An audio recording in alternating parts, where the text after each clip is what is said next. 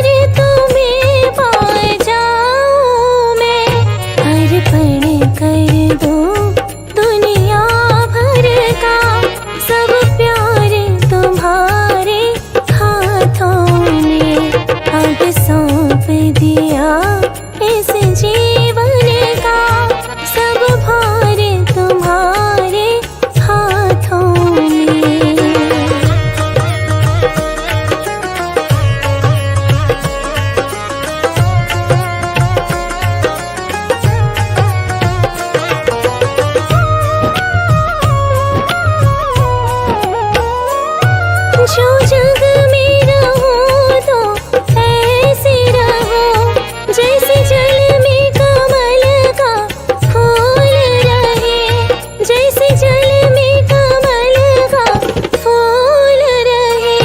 मेरे सब गुण दोष समर्पित हो, करतार तुम्हारे हाथों में।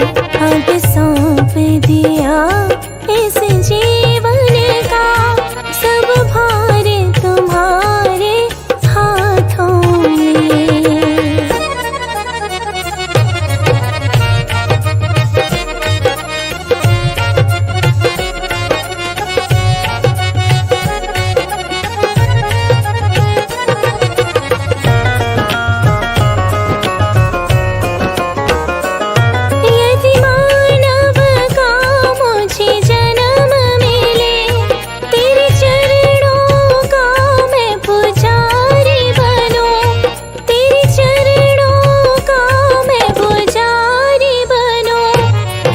पूजक के एक एक रग का हो तार तुम्हारे हाथों में।